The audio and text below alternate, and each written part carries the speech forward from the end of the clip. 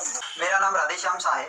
मुझे 2002 के साबरमती ट्रेन कांड के बाद हुई कम्युनल राइट के केस में मुंबई सेशंस कोर्ट के द्वारा आजीवन कारावास की सजा हुई थी। मैंने जेल में 18 साल का समय बिताया है। उसके बाद मैंने रिलीज के लिए नामदार सुप्रीम कोर्ट में एप्लीकेशन की थी।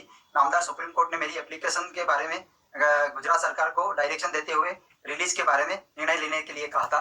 कल 15 अगस्त के दिन मुझे गुजरात सरकार के ऑर्डर के मुताबिक जेल में से रिलीज किया गया है। आज मैं अपने परिवार के साथ मिला हूँ और मुझे बहुत खुशी हो रही है। हमको बहुत दुख झेलना पड़ा। घर बदला, कितनी बार घर बदला हमने, और छोटे छोटे बच्चे को लेके सामान इधर उधर करो, बहुत सारी तकलीफें हमको। उम्मीद नहीं छोड़ी थी, क्योंकि हमारे इतने सारे, मेरे परिवार को मार दिया, मेरी बेटी को मार दिया, तो कैसे उम्मीद छूटेगी। लेकिन अब वो लोग जेल में रहे, उनको ऐसा याद आया कि आज हमारे गांव के लोग कितने परेशान थे और हमने कैसे कैसे मारा है माँ बहनों को, बच्चे को। इन 15 सालों में आपने मुझसे अभी कहा कि आपको घर घर भटकना पड़ा। हाँ। एक घर से कितने घर बदलने पड़े? बहुत घर बदलने पड़े। बिस्मिल्लाहिर्रहमानिर्रहीम। अस्सलाम वालेकुम दोस्तों, इस वीडियो में बात करेंगे झारखंड इंडिया में जो कांड किया है इंडिया वालों ने, उसके बारे में। स्पेन से आए एक कपल के साथ जो है कांड हुआ है, बीवी के साथ जो है रेप हुआ है, 7 बंदों ने रेप किया। आपने न्यूज़ में भी देखा होगा। अभी मैं आपको इसकी थोड़ी डिटेल बताता हूँ, बैकग्राउंड बताता हूँ। वीडियो के अगले हिस्से में वुमेन राइट्स के बारे में बात करेंगे, औरतों के हकूक़ के बारे में, कि क्या हकूक़ जो है वेस्ट दे रहा है औरतों को, और यहाँ पे हमारे मुल्क पाकिस्तान में औरतें कौन से हकूक़ लेना चाह रही हैं, इसके बारे में बात होगी। तो वीडियो को पूरा देखिएगा, स्किप ना कीजिएगा। बीच में आपको छोटे छोटे क्लिप्स भी और समझाने की कोशिश की जाएगी किस तरह हिंदुस्तान में जो है ना वो रेप के जो केसेस हैं वो बढ़ रहे हैं और उसकी वजह क्या है, और पाकिस्तान में वुमेन राइट्स के जो चैम्पियंस हैं और जो ये 8 मार्च को औरत मार्च वगैरह हुए हैं, इसके बारे में थोड़ी बात करेंगे। तो वीडियो को पूरा देखिएगा, स्किप मत कीजिएगा। ये बड़ी नॉलेजेबल इंशाल्लाह वीडियो बन रही है, आपको पसंद आएगी और समझ आएगी कि हो क्या रहा है, ताकि आप जो है ना आर्गूमेंट कर सके कुछ थोड़ा बहुत किसी के साथ जो इस तरह की जहनीत रखने वाले हमारे माशरे में इंसान हैं, बंदे। वैसे वो नज़रियाती तौर पे और शऊरी तौर पे तो इंसान नहीं है, लेकिन बायोलॉजिकल हम इंसान कह सकते हैं। रूहानी तौर पे जो है ना वो इंसान से, इंसानियत के जो दायरा होता है उससे जा चुके हैं, बाहर जा चुके हैं। अभी पहले बात करते हैं ये इस रेप के बारे में। तो जो रेप है जी, उन्होंने कैंप लगाया है, नेपाल जा रहे थे। इससे पहले उन जो कपल है वो मियाँ बीवी, उन्होंने 65 ममालिक का दुनिया में 65 मुल्कों का जो है ना वो दौरा किया है, सैर की है, विज़िट किया है, लेकिन कहीं भी उनके साथ कोई इस तरह का वाक़या पेश नहीं आया। और उनका भरोसा इंसानियत पे एक भरोसा था कि उन्होंने जगह जगह मुल्कों में जाके कैंपिंग की, सेहत की। और वो अफ़गानिस्तान तो मेरे ख़्याल में नहीं गए, लेकिन एक और ख़ातून जो अफ़गानिस्तान गई हैं, तालिबान ने मॉकिंग जो है ना उनकी करने के लिए इंडिया की, वो भी उन्होंने पिक्चर रिलीज़ किया कि देखिए हमारे, आप कहते हैं कि यहाँ पे औरतें महफूज रही हैं, तो इधर देखें किस तरह ख़वातीन फिर रही हैं और आपने ख़ातून के साथ क्या किया है। तो इस बारे में भी बात करेंगे। उन्होंने तकरीबन अरब कंट्रीज़ और बाकी भी यूरोप ममालिक ये सारे घूमे हैं, 65 कंट्रीज़ बाइक्स पे, दोनों के पास बाइक थी, उस पे उन्होंने घूमे हैं। और उनका यूट्यूब चैनल भी था जिस पे वो वीडियोज़ वगैरह जो है ना बना के डाला करती थी, और सारा उस जो उनका विज़िट होता था, सैर होती थी, उसकी वीडियो वो अपने चैनल पे अपलोड किया करती थी। उनके साथ रात 7 से 10 के दरमियान ये झारखंड नेपाल के बॉर्डर के करीब है, वहाँ पे वाक़या पेश आई है, जब वो कैंपिंग कर रहे थे एक जगह पे। तो उनको, उनके हस्बैंड को मारा पीटा, उनको बांध दिया वहीं पे, और उनको उठा के पास ही जंगल में ले गया और उनको ज़्यादती का निशाना बनाया। अब ये आपको मैंने पहले एक वीडियो अटैच छोटी सी की है जिसमें गुजरात हमलों में मुलव्वस जो बल्कीस बानो मशहूर केस है इंडिया का, उसमें जो मुलव्वस लोग थे उनको कैसे छोड़ा जा रहा है। तो ये वीडियो लगाने का मकसद ये था कि जो है ना ये हौसला अफजाई करते हैं, इस तरह हार पहनाते हैं अपने रेपिस्ट को, जो इंडिया में खातून कर किसी का रेप करते हैं, गैंग रेप, तो उनको ये इस तरह इज़्ज़त से नवाजते हैं। तो फिर वो सारे यही इज़्ज़त पाने के लिए इस तरह के इक़दाम करते हैं। अब ये भी, इन्होंने भी इसी मशहूरी के लिए, इसी जो है ना वो इज़्ज़त के लिए ये काम किया। अब देखते हैं मोदी सरकार इनको कितनी इज़्ज़त देती है और कौन सा तमग़ा जुरात इनको जो है वो पेश करती है। अगर उनको पहले सज़ा होती, फांसी होती, तो आज ये वाले جو لوگ ہیں نا اس طرح کا اقدام ہرگز نہ کرتے۔ اور مزید یہ میں لسٹ لگا رہا ہوں ساتھ، اس میں آپ دیکھیے کہ کون سے ملک کس نمبر پہ ہیں۔ ہاں ایک مجھے دکھ ہوا ہے بنگلہ دیش کا کہ وہ مسلم کنٹری ہو کے ٹاپ 50 میں ہے۔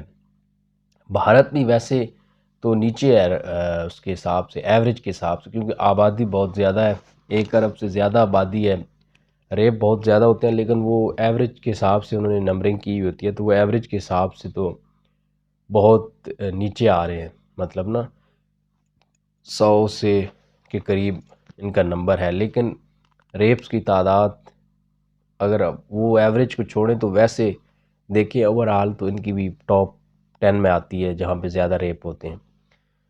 تو اس ویڈیو میں جو ہے نا میں نے آپ کو سارا وہ ساتھ لگا دیا پوری لسٹ، وہ آپ دیکھ لیں۔ اور مجھے خوشی ہوئی کہ پاکستان کا نام نہیں ہے، لیکن اس خوشی کا مطلب یہ نہیں ہے کہ پاکستان میں ایسا کچھ ہوتا نہیں ہے، بہت کچھ ہوتا ہے۔ زینب کیس دیکھ لیں، اور چیز پاکستان جو چائلڈ ابیوزڈ ہے نا اس میں اس کے کیسز زیادہ بڑھ رہے ہیں۔ باقی ریپ کی کمی ہے یہاں پہ، لیکن اس کی ایک وجہ ہے جس وجہ سے کمی ہے کہ ہمارے لوگ یہ نہیں کہ اندر یہ ان کے اس طرح بھیڑیوں والی خواہشیں نہیں ہیں یہاں پہ لوگوں کی، ہے اس طرح یہاں پہ بھی ہر ذہنیت کے لوگ ہیں۔ اور آپ جو ہے نا دیکھیں گے کہ کوئی خاتون گزرے، 2 دوست گزرے میں تو بعد میں عجیب عجیب کومنٹ اور یہ وہ ان کی باڈی شیمنگ کرنا، یہ عام چیز ہے یہاں پہ بازاروں میں، اور جو حقیقت ہے اس کو جھٹلایا نہیں جاتا۔ لیکن ریپ کم ہونے کی وجہ یہاں پہ یہ ہے کہ یہاں پہ جو پروٹیکشن ہے نا، مطلب کہ چاہے کوئی جتنا بھی برا ہے اس کی بیوی بہن بیٹی کو اگر کوئی چھیڑے گا تو وہ مرنے مارنے پہ آ جائے گا، اس چیز کے ڈر سے لوگ کسی کی بیوی بیٹی بہن کو چھیڑنے سے تھوڑے باز رہتے ہیں۔ ادروائز یہاں پہ بھی کوئی ذہنی طور پہ مریضوں کی کمی نہیں ہے، بہت مریض موجود ہیں۔ دوسری بات یہ ہے کہ یہاں پہ مسلمان ہیں لوگ، کچھ نہ کچھ اللہ کا ڈر ہوتا ہے کہ ہم نے اللہ کو بھی جواب دینا ہے کل، اور ہمارے گھر بھی مائیں بہنیں بیٹیاں ہیں، تو وہ اس چیز سے باز رہتے ہیں۔ جو چائلڈ سیکشولی ابیوزڈ ہوتے ہیں ان کی بات آتی ہے، اور ریپ بھی ہوتے ہیں بچوں کے، اس میں یہ ہے کہ وہ جو ہوتے ہیں اس طرح کرنے والے، وہ سمجھتے ہیں کہ یہ بچہ ہے، اس نے بتانا نہیں ہے، چپ کر جائے گا، اس کو پتہ نہیں ہے، وہ اس طرح کے پھر بچوں کے ساتھ حرکتیں کرتے ہیں۔ زینب کیس اس میں بڑا مشہور کیس ہے، لیکن پھر بھی پاکستان 118 کنٹریز میں نہیں آتا۔ اب یہ بھارت میں جو ریپ ہوا ہے ایک عورت کے ساتھ، اسپینش جو کانڈ کیا ہے انہوں نے، اس کا ہر صورت جو ہے نا وہ اس کا انصاف ہونا چاہیے۔ میری یہ گزارش ہے سپریم کورٹ اور وہاں کی جو بھی جوڈیشری ہے اس سے کہ برائے مہربانی اس دفعہ انصاف کر لیں، کیونکہ آپ انصاف تو نہیں کرتے، کیونکہ آپ کی ہسٹری چلی آ رہی ہے کہ آپ جدھر جھکاؤ ہو پولیٹیکلی، آج کل مودی کی حکومت ہے تو آپ اس مودی کے آرڈر پہ وہ جو ہے فیصلہ کرتے ہیں، تو ابھی شاید مودی کے یہ کوئی کارندے نہ ہوں کہ وہ کہے چھوڑ دیں تو آپ چھوڑ دیں، برائے مہربانی یہ جوڈیشری آزادی سے اپنا فیصلہ کرے۔ ابھی پاکستان میں میرے خیال میں اس معاملے میں، باقی پولیٹیکلی جو ان کے فیصلے ہوتے ہیں ان پہ تو میں بات نہیں کروں گا، لیکن اس طرح کے فیصلوں میں عدالتیں نا ہماری تو وہ کیا کہتے ہیں الٹا کام کرتی ہیں یہاں پہ، اپنے آپ کو اچھا ثابت کرنے کے لیے بعض اوقات کچھ غلط بھی کر دے ہوتے ہیں، مطلب کوئی کسی کا اس طرح کا جرم نہیں بھی ہوتا، لیکن وہ دوسرا جو وکٹم کارڈ ہے وہ اتنا زبردست کھیلتا ہے۔ یہ نہیں میں کہتا کہ یہاں پہ زیادتی ہوتی نہیں، میں ویسے عدالتوں کا بتا رہا ہوں، تو وہ ان کو سزا دے دیتے ہیں کہ کہیں ایسا نہ ہو کہ ہمارے کوئی داغ آ جائے کہ یہ فیصلہ غلط کر دیا، حالانکہ کئی دفعہ وہ بے گناہ ہوتے ہیں۔ لیکن بھارت میں کیا ہے کہ گنہگار کو چھوڑ دیا جاتا ہے، ان کو کوئی ڈر نہیں ہے۔ ہمارے ججوں کو ڈر ہے پتہ نہیں کس کا کہ وہ بے گناہوں کو کئی دفعہ سزا دے دیتے ہیں، کیونکہ اس کے حق میں نہیں ہو کہ جو بے گناہ ہے اس کو تو سزا نہیں دینی چاہیے۔ ہاں جو گنہگار ہیں ان کو سخت سے سخت سزا دینی چاہیے، اور ہمارا مطالبہ رہتا ہے کہ ان کو سرعام چوک چوراہوں میں جو ہے نا پھانسی لگانی چاہیے۔ ابھی آپ نے یہ ساری لسٹ دیکھی ہوگی پیچھے ویڈیو میں کہ کس طرح مسلم ممالک جو ہے نا اس لسٹ سے آؤٹ ہیں، کہ ان کا ان کے ٹاپ 10 میں نہیں آتا۔ اس کو دکھانے کا جو مقصد تھا نا وہ وومن رائٹس سے بھی جڑا ہوا تھا، کہ ہمارے ہاں جو خواتین جو ہے نا وہ ہیومن رائٹس کے لیے بات کرتی ہیں، اور 8 مارچ کو آپ نے دیکھا ہوگا کہ کس طرح میرا لباس میری مرضی، میرا جسم میری مرضی، اس طرح کے نعرے آپ نے سنے ہوں گے۔ تو یہ میں آپ کو بتانا چاہ رہا ہوں کہ جہاں سے انہوں نے یہ نعرے لیے ہیں، جن کے چرائے ہیں اور جن سے یہ سوچ لی ہے، لنڈے کی سوچ ہم اس کو کہتے ہیں، کیونکہ لنڈے کا نظریہ، لنڈے کی سوچ، پہلے لنڈے کے کپڑے ہوتے تھے، لنڈے کے برتن، یہ چیزیں ہوتی تھیں، لیکن اب جو ہے نا وہ لنڈے کے نظریات اور لنڈے کی جو ہے نا سوچ اور ساری چیزیں لنڈے کی آنے لگ پڑی ہیں. تو ان کا بھی لنڈے کا یہ سارا سسٹم ہے، ان کی خود کی کوئی تھنکنگ نہیں ہے. آج گورے اگر کہہ دیں کہ دہشت گردی ٹھیک ہے، طالبان ٹھیک ہیں، تو انہوں نے ساروں نے سوال نہیں کرنا کہ کیوں ہے ایسے، بھائی ایسے کیسے ہو سکتا ہے. انہوں نے ایک ہی لائن میں ادھر ہو جانا ہے. اگر گورے کوئی اور مذہب کوئی اختیار کر لیں، کوئی بھی چیز کر لیں، وہ کہیں کہ جی عورتوں کو جو ہے نا وہ برقعے پہننے چاہیے، انہوں نے پہن لینے. کیوں؟ گورا پہن رہا ہے. گورا کمپلیکس ان کے خون میں شامل ہے، یقین مانیے. انہوں نے گوروں کو دیکھنا ہے، صحیح غلط کو نہیں دیکھنا. صحیح غلط کو سوال ہی نہیں پیدا ہوتا. یہ دیکھیں، یہ دیکھتے ہیں کہ گورا کیا کر رہا ہے. جو گورا کر رہا ہے، گورا کھائی میں گر رہا ہے، کسی کنویں میں گر رہا ہے، انہوں نے گرنا ہے. کیونکہ ان کو خود کچھ سوچنے کی صلاحیت نہیں ہے، ان کے اندر ذرا برابر بھی نہیں ہے. ان کی موریلٹی کی جو سٹینڈرڈ ہے نا وہ گورے سیٹ کرتے ہیں. گورا جو موریلٹی بنا دے.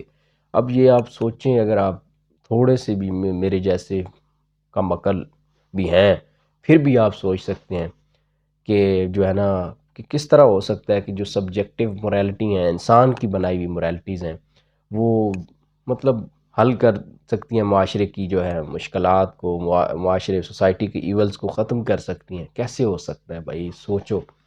اللہ تعالیٰ نے جو آبجیکٹیو موریلٹیز بھیجی ہیں اپنے قرآن کے تھرو اور نبی کریم صلی اللہ علیہ وآلہ وسلم کی احادیث کے ذریعے، وہ بنانے والے کی موریلٹیز ہیں، وہ کبھی چینج نہیں ہو سکتی.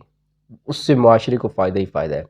اگر میں کہتا ہوں کسی ایک شہر میں، یہ صرف کیس اسٹڈی کے طور پہ پاکستان میں پورا اسلامک سسٹم لگا کے دیکھ لیں، کوئی ایک شہر جو ہے نا وہ سلیکٹ کر لیں، میں کہتا ہوں وہ شہر ایک طرف ہوگا، پوری دنیا ایک طرف ہوگی، وہ شہر اتنا سنور جائے گا. لیکن آج تک ہماری یاد سے پہلے بھی پتہ نہیں صدیاں گزر چکی ہیں، اسلامک سسٹم دنیا میں کہیں لاگو نہیں ہوا. تو جب لاگو ہوگا تو انشاءاللہ یہ دنیا دیکھے گا کیسے پرامن طریقے سے رہے گی، اور اس طرح کی جو یہ ایولز سوسائٹی میں بھی ہیں یہ بھی ختم ہو جائیں گی، اور جیو پولیٹیکل بھی دنیا پرامن ہو جائے گی. لیکن یہاں پہ ہماری جو خواتین ہیں، ان کو مطلب پڑھی لکھی نہیں ہوتی، یا کچھ گاؤں دیہاتوں سے جاتی ہیں اور ان کو اتنی سمجھ نہیں ہوتی، کاؤنٹر ان کے پاس آرگومنٹ نہیں ہوتے، وہ ڈائریکٹ جو ہے نا وہ سنتی ہیں ان کے آرگومنٹس، تو وہ ان کی جو ہے نا وہ ہو جاتی ہیں، مطلب مان لیتی ہیں، قائل ہو جاتی ہیں کہ یہ صحیح کہہ رہی ہیں، ہمارا جو ہم ہیں وہ کنزرویٹو ہیں، ہمارے جو خیالات ہیں وہ نہیں صحیح. تو وہ ان کے خیالات کو ایکسیپٹ کر لیتی ہیں. یہ ایسی ہے کہ ہمارے گاؤں دیہاتوں میں کچھ لوگ نا وہ شہر بھی نہیں جاتے پاکستان کے، دیکھتے ہی نہیں ہیں کہ یہاں پہ کیا سسٹم ہے. حالانکہ بہت زیادہ ڈیولپمنٹ نہیں ہے لیکن کافی ہے.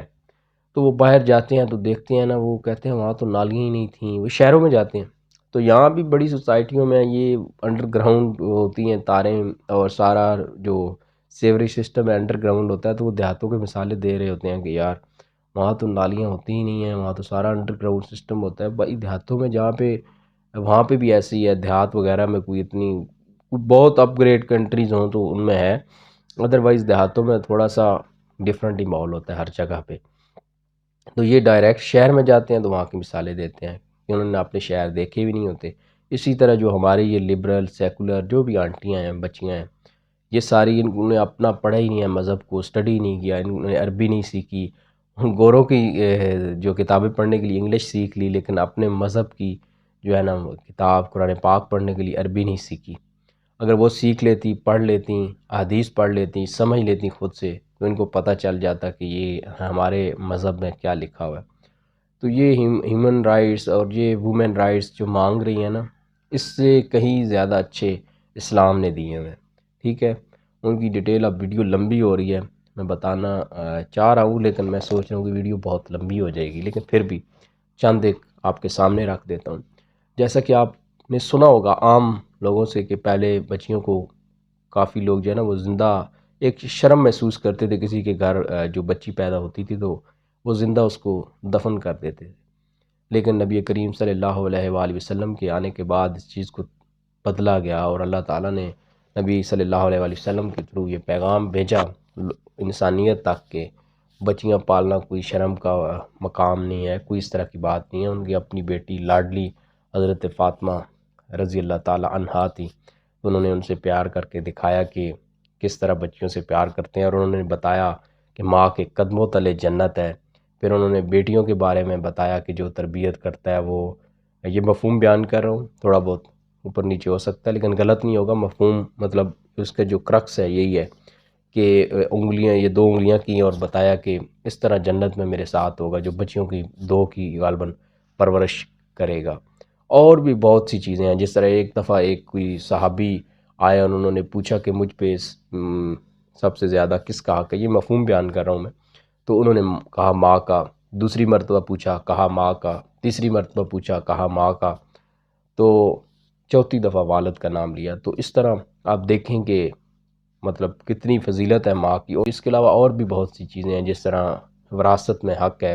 یہ 1960 تک تو یا 1800 کچھ تک یہ تو یورپ میں بھی نہیں تھا، یہ جو رائٹس ہیں وراثت میں، اور ووٹنگ کا تو بڑا لیٹ ملا ہے، اور عورتوں کو سیاست میں اعلیٰ ایجوکیشن کا رائٹ اسلام نے آج سے 1400 سال پہلے یہ رائٹس عورتوں کو دے دیے تھے۔